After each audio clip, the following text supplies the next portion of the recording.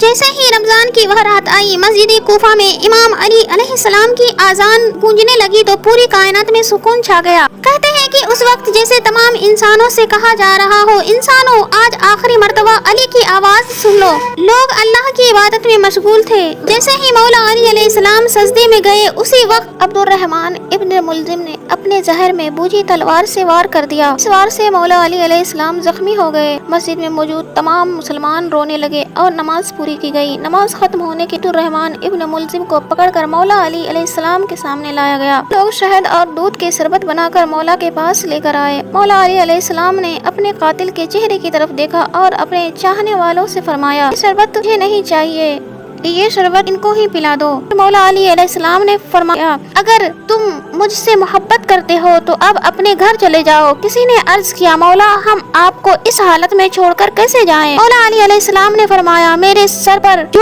آنے والا ہے اس کی خبر مجھے پہلے ہی دی جا چکی ہے اور میری بیٹی بھی گھر پر رو رہی ہے۔ نہیں چاہتا کہ میری بیٹیوں کی آواز میرے چاہنے والے سن۔ لوگ وہیں رک گئے۔ جب مولا علی علیہ السلام کو گھر لایا گیا تو سیدہ زینب سلام اللہ علیہ نے اپنے ابا کو اس حالت میں دیکھا تو پھوٹ پھوٹ کر رونے لگی۔ مولا علی علیہ السلام نے سب کو دلاسا دیا اور فرمایا، مجھے میرے بھائی اللہ کے رسول حضرت محمد مصطفیٰ صلی اللہ تعالی علیہ وسلم نے پہلے ہی بتا دیا تھا کہ رمضان کے مہینے میں مسجد میں تمہارے سر پر وار ہوگا اور تمہاری داڑھی مبارک تمہارے خون سے رنگ جائے گی۔ پھر فرمایا، اب سفر کا وقت قریب ہے، آپ کو بستر پر لٹایا دیا گیا۔ تاریخ میں لکھا ہے کہ جتنا ہو سکتا تھا امام علی علیہ السلام کو دودھ پلایا گیا۔ جیسے ہی یہ خبر شہر کی گلیوں تک پہنچی، روتے ہوئے مولا سے ملنے کے لیے آنے لگے۔ جب رمضان کا سورج طلوع ہوا تو مولا علی علیہ السلام نے فرمایا، میں زمین کے راستے سے زیادہ آسمانوں کے راستوں کو جانتا ہوں، مجھ سے پوچھ لو جو پوچھنا چاہتے ہو، کیونکہ جب تم مجھے اپنی آنکھوں سے نہیں دیکھو گے تو پچھتاؤ کہ کاش اور پوچھ لیا ہوتا۔ پھر مولا علی علیہ السلام نے فرمایا، میرے پورے خاندان کو میرے پاس لے آؤ۔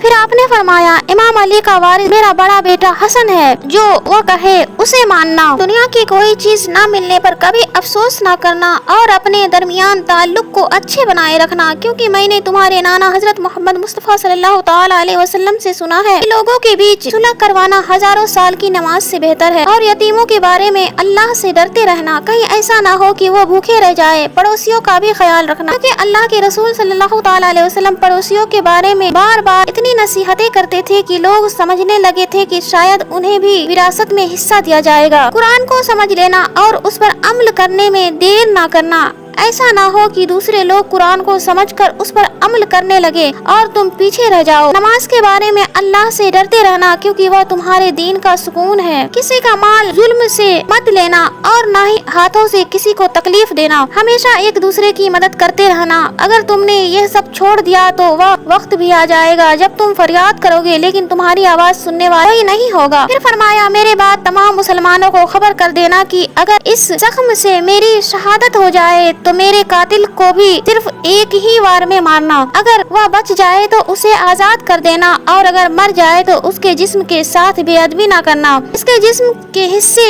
نہ کاٹنا، کیونکہ میں نے اللہ کے رسول صلی اللہ تعالی علیہ وسلم سے سنا ہے کہ مرے ہوئے کے جسم کو نقصان پہنچانا بہت بڑا گناہ ہے، چاہے وہ پاگل کتا ہی کیوں نہ ہو۔ پھر فرمایا، میرے جنازے میں کسی کو شریک نہ کرنا، پیچھے سے حسن اور حسین اٹھانا اور آگے سے جبرائیل اور میکائیل اٹھائیں گے، اور میرے جنازے کو ایک اونٹنی پر رکھ دینا، جہاں اونٹنیاں رک جائے وہیں میری قبر بن جائے گی۔ میری قبر کا کسی انسان کو پتہ نہ چلنے دینا، کیونکہ اللہ کے دین کے دشمن چاہیں گے کہ میری قبر کھود کر میرے جسم کی بے ادبی کرے۔ پھر آپ نے حضرت عباس کو دیکھ کر فرمایا، عباس، میں نے تمہیں کربلا کے لیے اللہ سے مانگا ہے، آج حسین تمہارے آقا ہے، تم ان کی خدمت میں رہنا اور ان کی حفاظت کرنا۔ پھر حسین کو دیکھ کر رو پڑے اور فرمایا، اے حسین، تیری شہادت کی خبر تیرے نانا نے تیرے آنے کے وقت ہی سنا دی تھی، تجھے 3 دن کا بھوکا پیاسا رکھ کر کربلا کے میدان میں شہید کیا جائے گا، تیرے بچوں اور ساتھیوں کو بے دردی سے مارا جائے گا، تیری شہادت کے بعد تیری بیٹیوں اور تیری بہنوں کو قید کر کے شام کی طرف لے جایا جائے گا، لیکن اے حسین، اللہ کے دین کے لیے صبر کرنا، جب آخری وقت آئے تو اپنی بہنوں اور بیٹیوں کو بھی نصیحت کرنا